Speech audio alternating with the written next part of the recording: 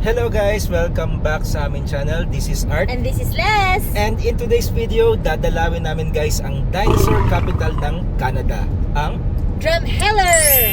Let's go!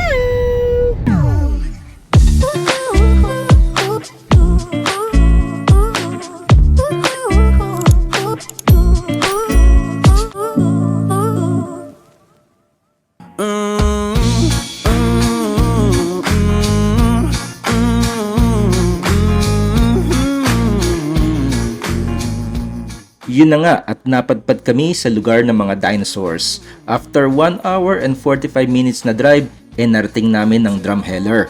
Kakaiba ang vibes dito, pati ang paligid parang prehistoric talaga.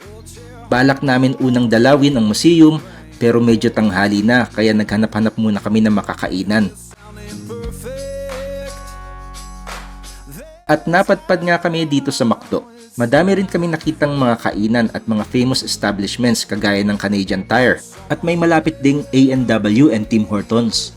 Kain muna kami ng lunch kasi ang ticket schedule namin ay 1:30 PM pa. Maganda nga pala bumili ng ticket online para iwas pila at siguradong makakapasok kayo. Next stop, punta na kami sa museum.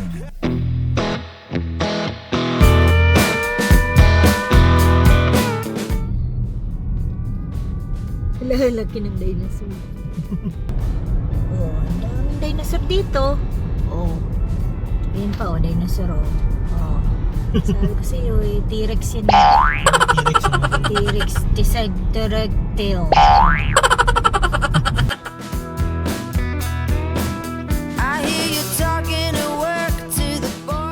Ayan, nandito na kami sa Royal Tyrrell Museum.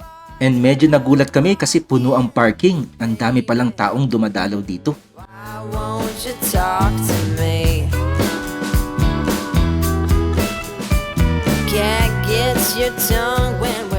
Si ano? Marcelino del Pilar. Ang laki.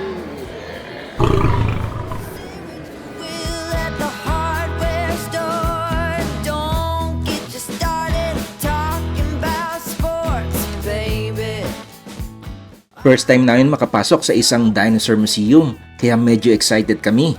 Napakalaki ng museum na to at karamihan o 90% ng mga buto at fossils dito ay dito mismo nahukay sa Alberta, Canada. Ang galing, no? At marami ring hands-on training stations, kaya madami kayong matututunan. Sinaunang starfish. Ano yung pinaka-lolo ng starfish? Look at this guys, oh. Nakuha nila ang matigas na pamukpok sa dulo ng buntot ng isang Ankylosaurus. At ito naman ang skull ng isang Triceratops. And dito naman sa display na ito makikita ang sinaunang itsura ng mundo nung nabubuhay pa ang mga dinosaurs millions of years ago. Nakakamanghang tingnan yung mga fossils, yung iba nakakatakot kasi ang lalaki nila. At alam nyo ba na humigit kumulang 180,000 fossils meron ang museum na ito, pero 0.5% lang ang nakadisplay.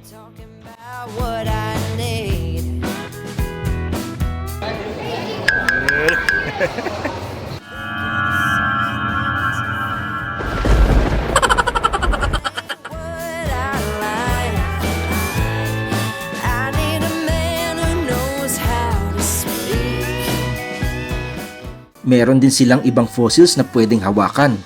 Ang cool, no? And eto naman ang isa sa main attraction ng museum, isang T-Rex named Black Beauty dahil sa itim niyang buto at isa sa pinakakumpletong specimen ng T-Rex. Ang T-Rex nga pala ay isang vicious predator na napakalaki. Ang tangkad niya ay halos 40 feet.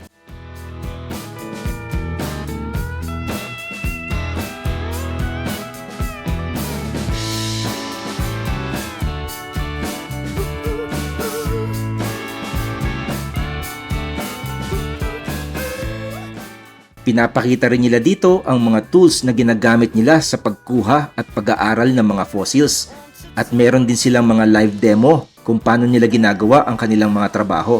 Dahil dito, nakakadagdag sila ng 2,000 to 3,000 new specimens every year. Grabe, dinosaur heaven talaga dito sa Drumheller. Sabi nga pala ng mga scientists na ang dinosaurs are more closely related sa mga modern birds kaysa reptiles. Ang weird, no? Tignan nyo tong isang ito. Parang natutulog na Godzilla.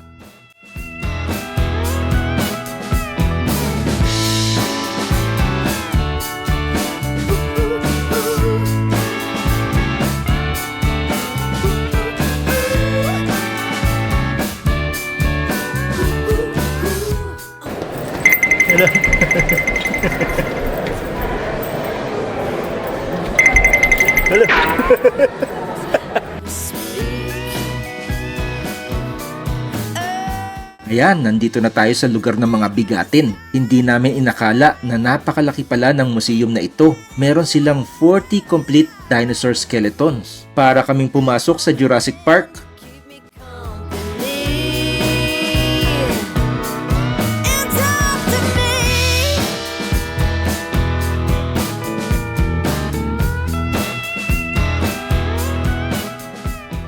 Up close and personal talaga ang experience dito. Madaming parts ng dinosaurs ang nakadisplay with information.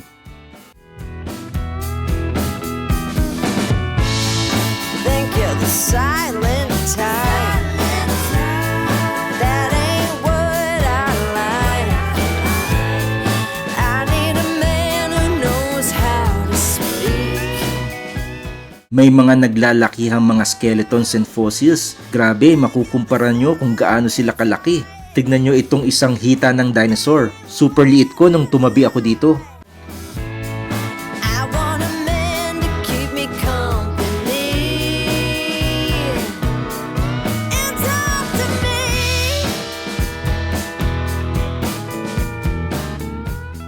Tignan nyo naman ang mga underwater dinosaurs. Grabe, kala ko nakakatakot na ang mga sharks. Mas nakakatakot pala ang mga ito kung nabubuhay pa sila.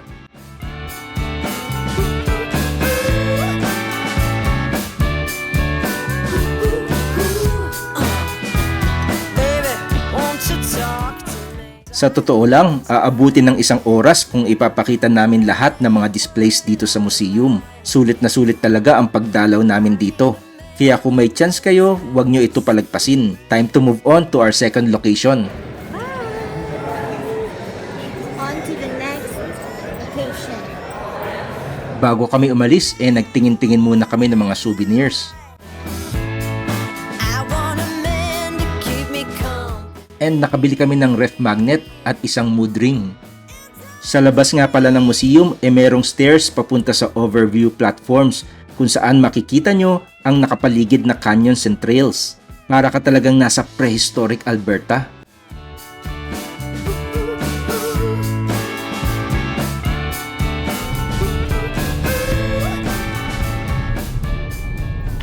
Hello guys, nandito naman kami sa Hoodoos. Ano ba itong Hoodoos na to? Yung parang mga fossil dunes dito sa Alberta.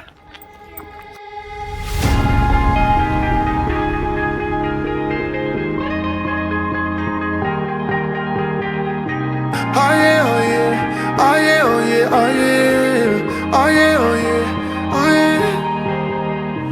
Hey there, what you drinking? Kakaiba ang texture ng mga mountains at work of art ang hugis ng mga bato. From afar, mukha silang weird rock formations. Pero paglapit mo, grabe.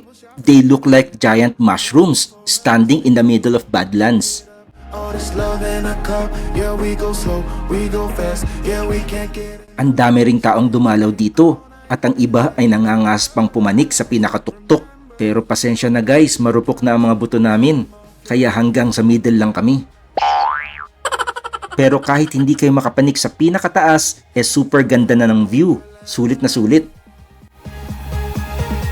Remember you don't get it twice, the time of your life.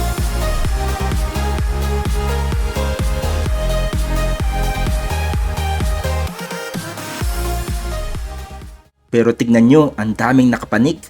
Meron pang isang nasa tuktok na kumaway sa amin. Shoutout sa iyo kuya, kung sino ka man. Malapit sa parking area ay merong mga portable toilets at mga food stalls na nagbebenta ng mga juices at ice cream.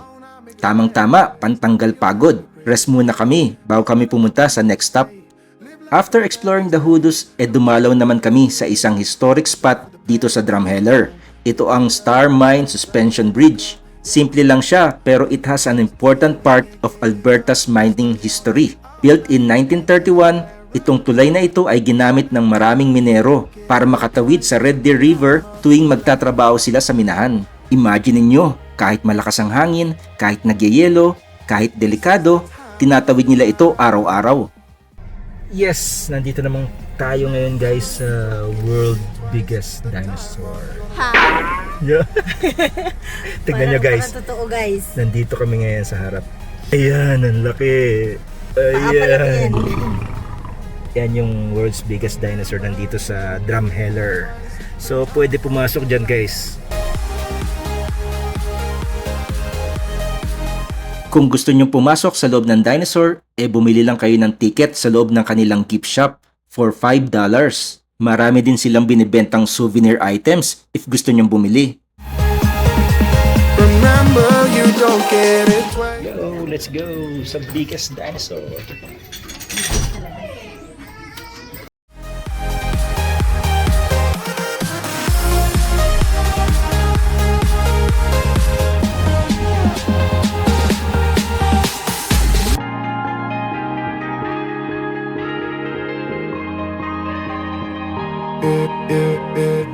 Don't look at the past, no, we're not going that way. Oh, now make it last, make it last to the break of day. No matter what. Ayan, grabe. Grabe guys, pinanik namin yung taas ng dinosaur na yan, nakakapagod pala. Ayan, ang taas niya.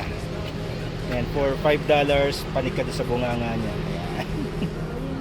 All day, all night, living in paradise. Remember, you don't get it twice. The time of your life. Across the street, may nakita kaming souvenir shop.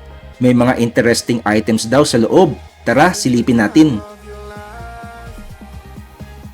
Oo nga, aside from toys, may mga malalaking rocks and crystals sila, plus mga fossils ng iba't ibang animals.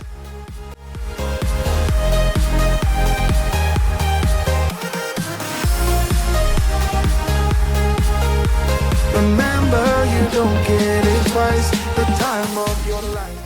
Pati yung mga kalye dito guys, nakapangalan sa dinosaur and Tyrannosaurus Drive. Yun, tapos na tayo sa largest dinosaur. Last stop natin ay yung The Little Church. So nabalitaan namin yun daw yung pinakamaliit na church dito sa Drumheller. Nandito na tayo guys. And we have found the smallest church in Alberta. Nandito pala sa Drumheller. It can accommodate how many people? It can accommodate 10,000 people but 6 at a time.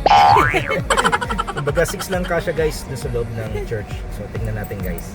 Easy to use, so call my time, but you weren't really mine, just something to do. Thought I never knew. Ang liit ng church guys. Isa-isa lang talaga siya guys. Yun, kasya lang ang 1, 2, 3, 4, 5, 6. 6 lang yung kasya guys na tao dito guys. I just want to be next to you. Yan lang guys, maraming salamat sa panonood and we hope na na-enjoy nyo yung aming pagpunta dito sa Drumheller. So hanggang sa muli.